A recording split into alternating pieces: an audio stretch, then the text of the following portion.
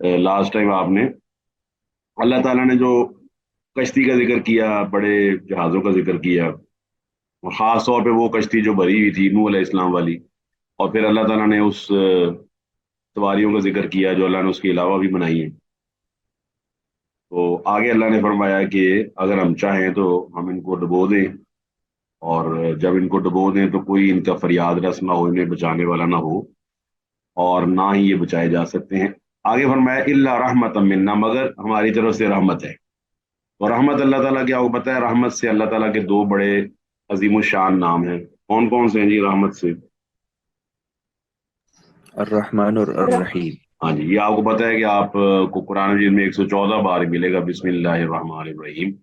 और रहमान का लफ्ज भी आपको पूरी एक सूरत है, और रहमान के इस रहीम का लफ्ज भी आपको जगह जगह मिलेगा। वकान बिल मोमिनीन रहीमा। तो अल्लाह ताला की रहमत का तकाजा ये है कि अल्लाह ताला इंसानों को मोहलत दे। ये मोहलत देना ये अल्लाह ताला की सिफत है। इसी से ये भी बरामद होती है कि जब आप किसी को माफ करते हैं, उसको मोहलत दे देते हैं, तो ये असल में उसी सिफत की तरफ इशारा है जो अल्लाह ताला ने हमें भी इसके बारे में आगाह किया है कि आदमी को माफ कर दिया जाए। सजा वाला जो मसला है, पनिशमेंट वाला, वो भी अपनी जगह दुरुस्त है, लेकिन वो उस वक्त होता है जब हुज्जत पूरी हो जाए। इसके बरक्स रहमत जो है वो अल्लाह ताला ने हमें कहा है। नबी अलैहिस्सलाम को जो अल्लाह ताला ने नरम मिजाज बनाया, वहां भी ये लफ्ज बोला है, फरमाया फबीमा रहमतिन मिनल्लाहि लिन्त लहुम वलौ कुन्त फज्जन गलीज़ल क़ल्बि लनफ़ज़्ज़ु मिन हौलिक। ये अल्लाह की रहमत है कि आप इनके लिए नरम हैं।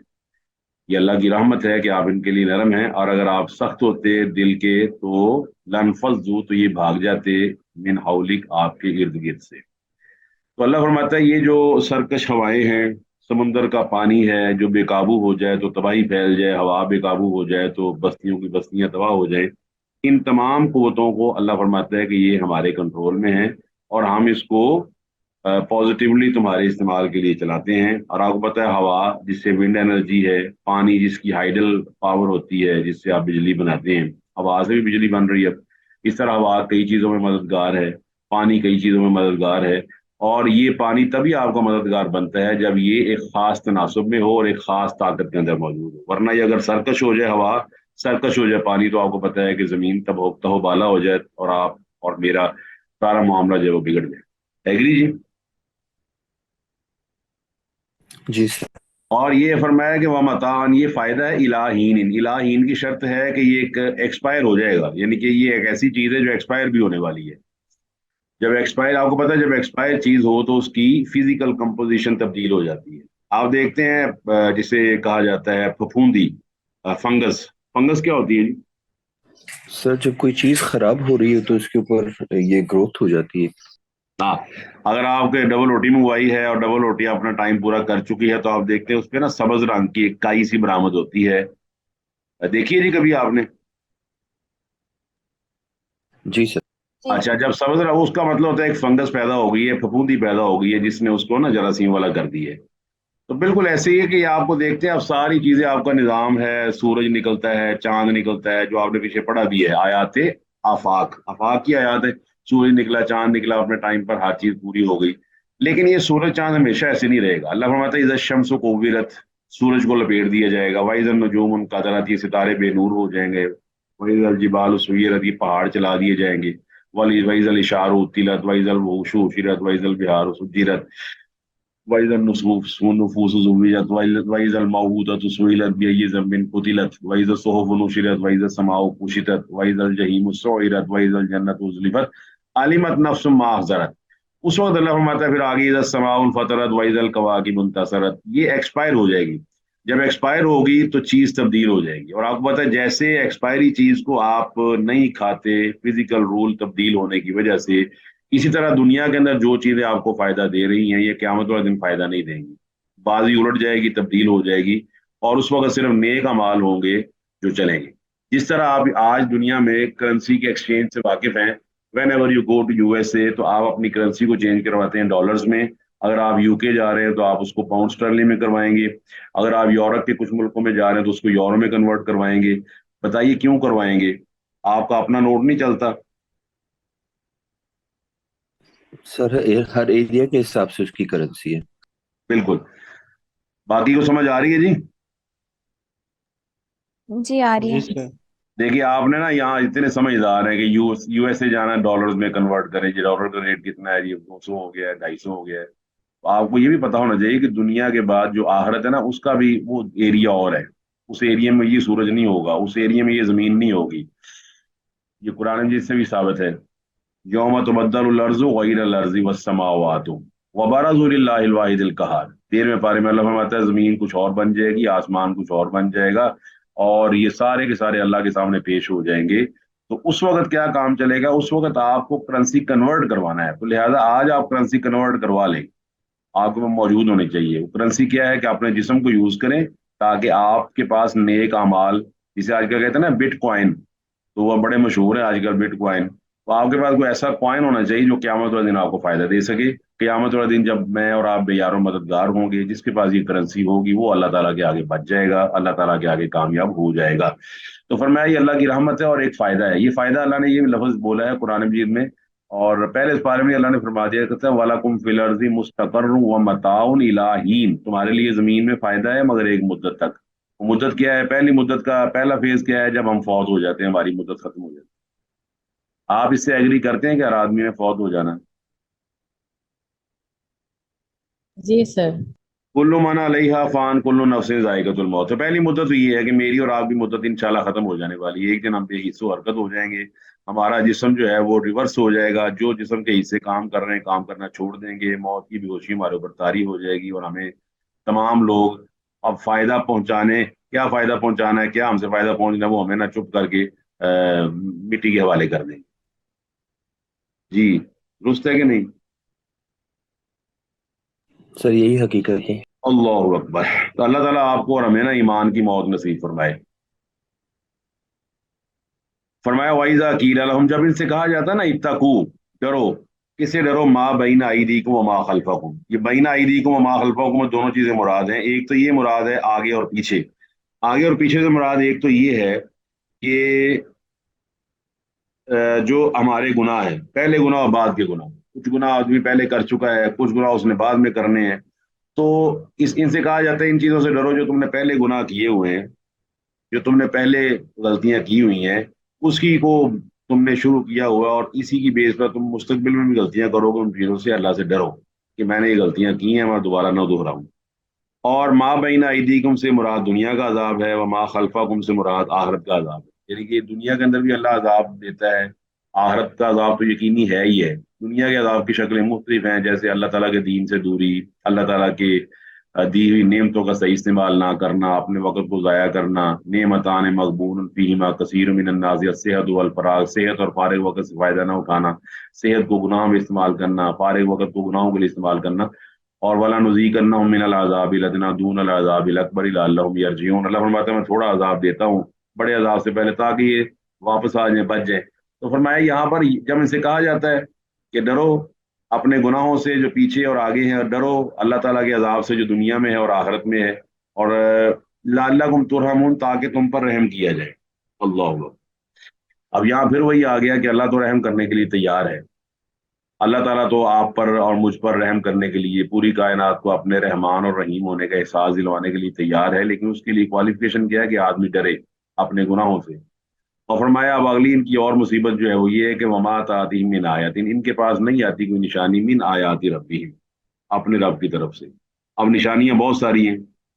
اب دیکھیے سورج کا نکلنا، چاند کا نکلنا، جسم کے اندر آپ کا پورا جسم، وفی انفسکم افلا تبصرون، تمہارے اندر تمہاری نشانیاں موجود ہیں تمہارے جسم کے اندر. افلا تبصرون، تم دیکھتے نہیں ہو کس طرح تمہارا دل دھڑکتا ہے، کس طرح تم سانس لیتے ہو، کس طرح تمہارا اسٹمک کام کرتا ہے، کس طرح تمہارا سلائیوا کام کرتا ہے، کس طرح تمہاری سننے کی طاقت کام کرتی ہے، کس طرح سننے، دیکھنے، سمجھنے کی صلاحیتیں کام کرتی ہیں. اتنی ساری نشانی ہے. پھر ایک نشانی ہے کہ وہ ساتھ والا فوت ہو جاتا ہے، سامنے والا فوت ہو جاتا ہے، خالہ فوت ہو جاتی ہے، اور آپ دیکھتے ہیں کہ خالہ اپنے پیسے کے باوجود، سامنے والا اپنے پیسے کے باوجود بے یار و مددگار ہے، کوئی اس کی مدد کے لیے تیار نہیں ہوتا، کوئی اس کے ساتھ جانے کے لیے تیار نہیں ہوتا. سورہ یوسف میں فرمایا کہ یمرون علیہا وہم عن آیاتہا غافلون، یہ کئی نشانیوں کے پاس سے گزرتے ہیں مگر غافل ہیں. آپ کو پچھلے ہفتے بھی سنا تھا آپ نے، سورج غروب نہیں ہوتا کہ چلتا رہتا ہے. سر روز غروب ہوتا روز غروب ہوتا ہے، رات آ جاتی ہے، یہ ہمیں نشانیاں ہیں کہ تمہارا دن بھی رات میں تبدیل ہو جائے گا. آج تم زمین کے اوپر ہو، کسی نے کہا ہوگا نا کہ زمین کے اوپر اچھے سے رہ لو تو زمین کے نیچے بھی تمہاری زندگی اچھی ہو جائے گی. اگر تم زمین کے اوپر اچھی طرح رہو گے نا تو زمین کے نیچے بھی اچھی طرح رہ لو گے. اور اگر تم نے زمین کے اوپر اچھی طرح رہنا نہ سیکھا تو زمین کے نیچے بھی زندگی جو ہے وہ مشکل ہو جائے گی اور انتہائی غیر آرام دہ ہو جائے گی. تو نشانیاں بہت ساری آتی ہیں. ان نشانیوں میں کچھ تو واضح نشانیاں ہیں. وہ کون سی نشانیاں ہیں؟ جو محیر العقول ہیں، اللہ تعالیٰ کے معجزات ہیں. موسیٰ علیہ السلام کی قوم کے لیے اللہ تعالیٰ نے 9 نشانیاں رکھی. ید بیضا رکھا اور وہ عصائے موسیٰ رکھا جو سانپ بن جاتا تھا، ہاتھ چمکدار ہو جاتا تھا. اس کے ساتھ نبی علیہ الصلوۃ والسلام کو، نوح علیہ الصلوۃ والسلام کو، وہ آپ کو پتہ ہے اونٹنی والی فاقر الناقہ تھا جو وہی ہے نا والشمس وضحاہا، جس کے آخر میں آتا ہے وقال لهم رسول اللہ ناقۃ اللہ وسقیا. اونٹنی کی نشانی دیکھ لی انہوں نے، ہر کچھ دیکھ لیا، مگر کام نہیں عقل ان کی کہ میں اللہ تعالیٰ کی طرف رجوع کر لوں. اللہ قانون مورزن، مگر یہ اس سے اعراض کرتے ہیں. اچھا اعراض آپ کو پتہ ہے، اگر آپ اسٹوڈنٹ ہیں تو اسٹوڈنٹ کی 2 قسموں سے آپ واقف ہیں. ایک اسٹوڈنٹ ہے جو کلاس میں اعراض کرتا ہے اور ایسے کاموں پہ توجہ دیتا ہے جس کا پیپر سے کوئی تعلق نہیں ہوتا. اور کچھ اسٹوڈنٹ ایسے ہوتے ہیں جو اعراض نہیں کرتے بلکہ اس پہ توجہ دیتے ہیں جو ٹیچر پڑھا رہا ہوتا ہے. بتائیے دونوں کے ریزلٹ ایک جیسے ہوتے ہیں کہ فرق ہوتے ہیں؟ سر جو اعراض اس بات پہ کرے گا جو کہ اس سے ریلیٹڈ ہے ہی نہیں، تو obviously وہ اس کو تو نہیں فائدہ دے گی. اور جو اس پہ کرے گا، جو اس پہ توجہ دے گا، جو ٹیچرز پڑھا رہے ہیں، تو اس کو تو فائدہ ہوگا نا ایگزام کے لیے بھی اور ویسے بھی جنرلی بھی. بالکل. اور یہ اعراض، اچھا اب اعراض یہ ظلم اور زیادتی آپ نے سمجھنی ہے. ظلم کیا ہے؟ اعراض کا مطلب ہوتا ہے اس چیز کو نظر انداز کر دینا اور دوسرے پر منہ لگا لینا. اچھا اب اعراض جب آدمی کرتا ہے تو ایک بات سمجھنے والی ہوتی ہے. مثال کے طور پر آپ کو پیاس لگی ہوئی ہے اور آپ کے سامنے پانی کا گلاس رکھا جاتا ہے، تو آپ اس سے اعراض کریں گے اور آپ کا اعراض درست ہوگا. نہیں، ہم اعراض تو نہیں کریں گے اس سے. آپ کو پتہ ہے آپ فوراً نہ پانی پکڑیں گے پی جائیں گے. آپ کو پتہ ہے پیاسے آدمی کے لیے پانی سے اعراض کرنا اس کے لیے نقصان دہ ہے. بھوکے آدمی کے لیے کھانے سے اعراض کرنا اس کے لیے نقصان دہ. اسی طرح آخرت میں کامیاب ہونے کے لیے ضروری ہے کہ شریعت اسلامیہ کو سامنے رکھا جائے اور شریعت اسلامیہ نے جس سے منع کیا اس سے اعراض کیا جائے. ہم اصل میں ضرورت ہمیں پانی کی ہے، ہم پانی سے اعراض کر کے کھانا مزید کھانا شروع کر دیتے ہیں تو صاف ظاہر ہے ہم بیمار ہو جائیں گے اور ہماری پیاس ختم نہیں ہوگی. اعراض یہ ہے کہ ہم اللہ کے بتائے ہوئے غلط کاموں سے اعراض کریں اور چہرہ کس طرف کریں؟ اس طرف جو اللہ تعالیٰ نے ہمیں حکم دیا ہے. صاف ظاہر ایک طرف تو آپ نے کرنا ہی ہے، یا شیطان کی طرف یا رحمان کی طرف. تو آیات صبح و شام آپ کے سامنے بھی موجود ہیں. روزانہ آپ دیکھتے ہیں کھانا آپ کھاتے ہیں، وہ کھانا کنزیوم ہو جاتا ہے، پھر اگلے دن دوسرا کھانا، تیسرا کھانا، 7 دن. اتنی نشانیاں ان فی خلق السماوات والارض واختلاف اللیل والنہار لآیات لأولی الالباب. ان فی خلق السماوات والارض واختلاف اللیل والنہار والفلک التی تجری فی البحر بما ینفع الناس. فرمایا اتنی بڑی کشتی جو ہے وہ چلتی ہے لوگوں کا فائدہ دینے کے لیے سامان اٹھا کر. انہوں نے ان نشانیوں کی پرواہ نہیں کی اور سمجھتے ہیں کہ کائنات افا حسبتم انما خلقناکم عبثا وانکم الینا لا ترجعون، کیا ہم نے یہ ساری کائنات بغیر مقصد کے پیدا کر دی ہے اور تمہاری طرف نہیں لوٹائے جاؤ گے؟ فتعالی، اللہ فرماتا ہے کہ اللہ اس سے بلند ہے کہ وہ بے مقصد ایک چیز کو پیدا کر دے. فرمایا وما خلقت الجن والانس الا لیعبدون ما اريد منهم من رزق وما اريد ان يطعمون ان الله هو الرزاق ذو القوة المتين. فرمایا میں نے تم سے مطالبہ کیا اتنے پیسے کماؤ اور مجھے لا کے دو. میرا مطالبہ یہ ہے کہ تم نے میرے طریقے کے مطابق اور میری عبادت کا وہ طریقہ جو میں نے بتایا اس کے مطابق زندگی گزارنی. آگے مشرکین کی کٹ ہو جاتی ہے. وَإِذَا قِيلَ لَهُمْ، جب ان سے کہا جاتا ہے انفقوا، خرچ کرو، مما رزقکم اللہ، اس میں سے جو اللہ تعالیٰ نے تمہیں دیا ہے. یعنی کہ فقراء کا حصہ رکھا ہے، مساکین کا حصہ رکھا ہے. اب اس کو سمجھنے والی بات ہے کہ مشرکین یہ اس طرح کی عادات کیوں کرتے تھے. پہلے ہم آیت پڑھ لیں. قال الذین کفروا للذین آمنوا، کافر لوگ ایمان والوں سے کہتے ہیں انطعم، کیا ہم کھلائیں، من لو یشاء اللہ اطعما، اس کو جس کو اللہ چاہتا تو کھلا دیتا. اچھا کٹ ہو جاتی. دیکھیں کہ آپ کسی آدمی کی سنسیئرٹی کیسے چیک کریں گے کہ وہ آدمی پیسے کے لحاظ سے امین ہے، امانت دار ہے؟ بتائیے چیک کرنے کا کیا طریقہ ہے؟ بتائیں. سر ہم اس اس کے کا پاس دکھوائیں، اور گھر اگر دیکھیں گے. امانت میں خیانت کرتے تو اس زمین نہیں ہے. اچھا میں ایزی کرتا ہوں. مثال کے طور پر آپ ٹرانزیکشن خود کریں، لینے دینے کی، خود ہی پیسے لے کر جائیں، خود ہی واپس لے کر آئیں، تو کیا سمجھتے ہیں کہ اس کی امانت داری ٹیسٹ ہوگی؟ ٹیسٹ تو تبھی ہوگی نا کہ آپ کچھ پیسے اس کو دیں. کہ آپ یہ میں پیسے دے رہا ہوں، یہ اسلم صاحب کو دے کر آؤ، اکرم صاحب کو دے کر آؤ، پھر آپ ٹیسٹ کریں گے نا کہ جی میں اس کو چیک کرتا ہوں امانت میں خیانت تو نہیں کرتا. بتائیے کون سا طریقہ درست ہے؟ سر آزمانا پڑے گا نا، اس کو دینا آزمانا ہوگا پڑے گا، کچھ. بالکل ٹھیک ہے. اللہ تعالیٰ چاہتا تو ہر ایک کو کھلا دیتا ہے، لیکن آزمائش ہے، دنیا آزمائش ہے، لہٰذا اللہ نے میرا حصہ آپ کے مال میں رکھ دیا، آپ کا حصہ میرے مال میں رکھ دیا کہ اب یہ اس کو دیتا ہے کہ نہیں دیتا. یہ ہماری آزمائش ہے جس کو مشرکین کافر نہیں سمجھ پائے، اور انہوں نے کٹ حجتی شروع کر دی اللہ کی مشیت. دیکھیے اللہ تعالیٰ کی مشیت کچھ اور چیز ہے، اس کی رضا کچھ اور چیز ہے.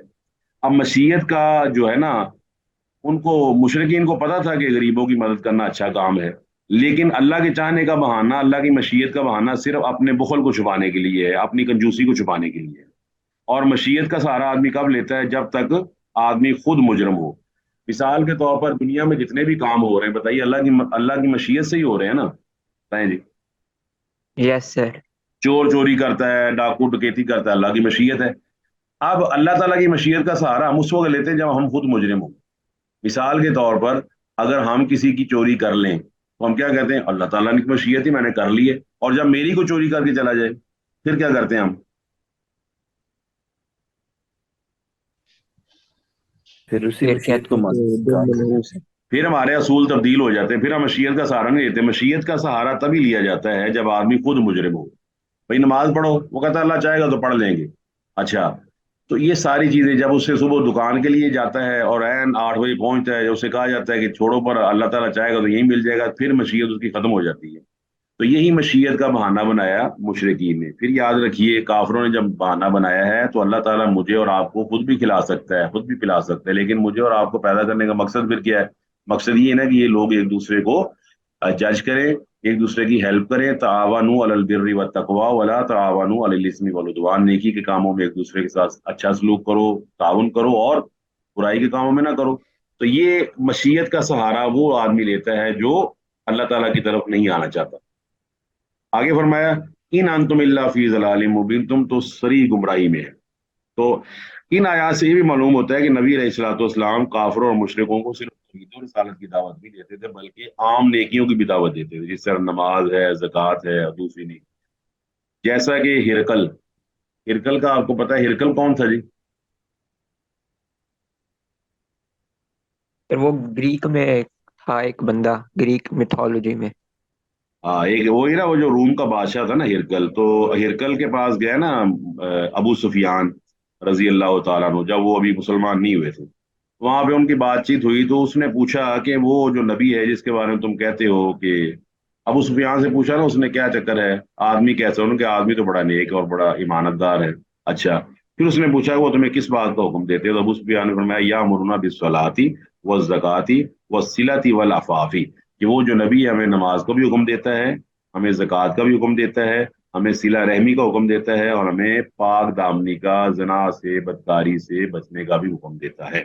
یہ بخاری نا کتاب التفسیر، یہ وہ جو ہے نا آیت سورہ آل عمران کی، قل یا اہل الکتاب تعالوا الی کلمۃ سواء بیننا وبینکم. اللہ اکبر، یہ حدیث نمبر 4553 ہے، تو وہاں آپ اس کو دیکھ سکتے ہیں. اس کا مطلب ہے کہ آپ کو اللہ تعالیٰ نے نہ صرف عقیدے کے بارے میں بتایا بلکہ نیکی کے اعمال کے بارے میں بھی بتایا کہ جب تم نے عقیدہ درست کر لینا ہے تو اس کے بعد نیکی کے اعمال کرنے ہیں. اور نیکی کے اعمال میں سے جنت میں داخل کا ایک بہت بڑا سبب ہے تطعم الطعام، کہ آدمی مسکین کو کھانا کھلائے. سورہ دہر آپ کو آتی ہے، سورہ دہر کی کیا صفت ہے جی، کیا فضیلت ہے سورہ دہر کی؟ تو سورۃ الدہر کو کیا کہتے ہیں؟ فجر میں پڑھا جاتا ہے، جو دوسری رکعت کی ہوتی ہے نا، جمعے والے دن جمعے فجر والے کی دن، نماز، جمعے والے دن، جمعے والے دن فجر کی نماز میں جمعے دوسری والے دن فجر کے بعد دوسری آپ رکعت میں. پڑھتے نا. پہلی میں وہ جو صرف ہاں جی، اللہ تعالیٰ نے فرمایا نیک بندوں کے بارے میں جو اللہ کے بندے ہیں کہ انما نطعمکم لوجہ اللہ یطعمون الطعام علی حبہ مسکینا ویتیما واسیرا. وہ کھانا کھلاتے ہیں مسکین کو، یتیم کو، اور قیدی کو. تین چیزیں یاد رکھیں، یتیم کو کھانا کھلانا، مسکین کو کھانا کھلانا، اور جو جیل میں قیدی ہیں ان کو کھانا کھلانا بڑی نیکی کا کام ہے. خاص طور پر وہ قیدی جو کسی ناکردہ گناہ کی وجہ سے، جرم کی وجہ سے قید ہیں، خاص طور پر ان کو ٹریس آؤٹ کرنا، ان کو کھانا کھلانا. نبی علیہ السلام نے فرمایا فک العانی، اس قیدی کو آزاد کروانا جو جیل میں ناجائز طور پر قید ہے. تو یہ بھی ہمیں نا ذہن میں یہ نیکی بھی لانی چاہیے کہ ہم ایسے قیدی کو اگر آزاد کرا سکتے ہیں جو بے گناہ ہے تو ہمیں ضرور کرنا چاہیے. تو وہاں پر بھی اللہ فرماتا ہے وَيُطْعِمُونَ الطَّعَامَ، یہ لوگ اللہ تعالیٰ کے حکم پر لوگوں کو کھانا کھلاتے ہیں، اور کیا کہتے ہیں کہ انما نطعمکم لوجہ اللہ لا نريد منکم جزاء ولا شکورا، ہم اللہ تعالیٰ سے بدلہ چاہتے ہیں، تم سے بدلہ کوئی نہیں چاہتے۔ اچھا، اللہ تعالیٰ کے نافرمان کٹ حجتی کر رہے ہیں اور پوچھتے کہ وا یقولون، کہتے ہیں متا ھذا الوعد، یہ وعدہ کب ہوگا؟ یہ وعدہ کون سا ہے؟ یہ جنت، یہ قیامت کا وعدہ ہے، کب آئے گا؟ کس وقت آئے گا؟ قیامت کب آئے گی؟ اچھا، اس کا مطلب صرف وہی تنگ کرنا، زچ کرنا تھا۔ پوچھتے تھے قیامت کب آئے گی، ان کنتم صادقین، اگر تم سچے ہو۔ کبھی پوچھتے تھے وَيَقُولُونَ مَتَىٰ هَٰذَا الْفَتْحُ، فتح کہتے ہیں کھول دینے والے کو، تو فرمایا وہ فتح یعنی کھول دینے والی چیز کب آئے گی؟ جب کافروں کو مار پڑے گی، مسلمانوں کو، مومنوں کو اللہ تعالیٰ اپنے فضل سے نوازے گا، وہ دن کب آئے گا؟ مذاق کرتے تھے۔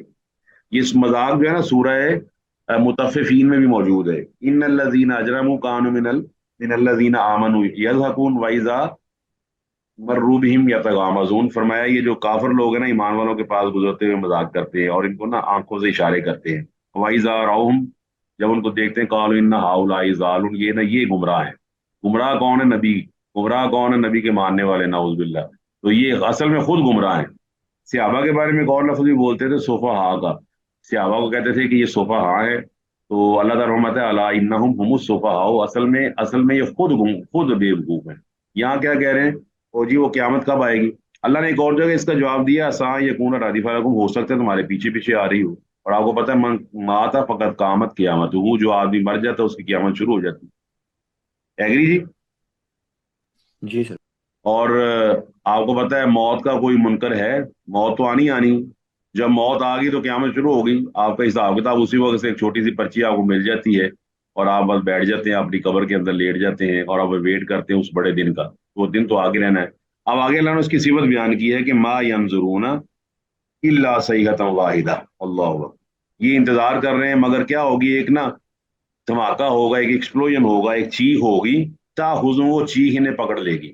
اور اس کو آپ یوں سمجھ سکتے ہیں، اگر آپ نے فزکس پڑھی ہوئی ہے تو ڈیسیبلز آپ نے پڑھا ہوگا، intensity of light, frequency of sound, intensity of sound پڑھی ہوئی جی آپ نے؟ ساؤنڈ انرجی، ساؤنڈ کے ڈیسیبل لیولز ہوتے ہیں، ساؤنڈ انٹینسٹی آپ کو پتا ہے 20 سے 20,000 تک ہوتے ہیں، یعنی کہ ایک جو آڈیبل آواز ہے وہ 20 ڈیسیبل سے 20,000 کے بعد نا دھماکہ شروع ہو جاتا ہے بہت زیادہ، یہاں تک کہ اس قدر شدید دھماکہ ہوتا ہے کہ آدمی مر سکتا ہے، مر جاتا ہے بلکہ۔ ایگری جی اس سے؟ جیسے وہ فریکوینسی ہوتی ہے، اور آپ دیکھتے ہیں کہ بعض فریکوینسی اوقات، ہاں جی بالکل، بعض اوقات آپ دیکھتے ہیں کہ جب آپ کو کوئی میوزک چلتا ہے یا کوئی آواز ہے تو ایک زمین میں ارتعاش پیدا ہو جاتا ہے اور چیزیں جو ہیں وہ ہلنا شروع کر دیتی ہیں۔ کبھی آپ نے دیکھا ہوگا آواز سے ارتعاش پیدا ہوتا ہے، چیزیں ہلنا شروع کر دیتی ہیں، گنگن کی آواز آتی ہے۔ تو وہ چیز کس طرح کی ہوگی کہ اچانک ان کو پکڑ لے گی جب اسرافیل ونفخ فی الصور، جب اسرائیل جو ہے اسرافیل وہ سور پھونکیں گے اور ایک چیخ کے اندر ہی پوری کائنات مر جائے گی۔ تو اللہ تعالیٰ نے یہاں فرمایا کہ جس قیامت کا انتظار کر رہے ہیں اس کے لیے ہمیں کسی لمبی چوڑی تیاری کی ضرورت نہیں ہے، ایک بار سور میں پھونک دیا جائے گا اور جس کی چیخ کی آواز اس قدر زیادہ ہوگی کہ لوگ بے ہوش ہو کے وہم یخصمون، یہ آپس میں نا قسم کا مطلب ہے جھگڑا کر رہے ہوں گے۔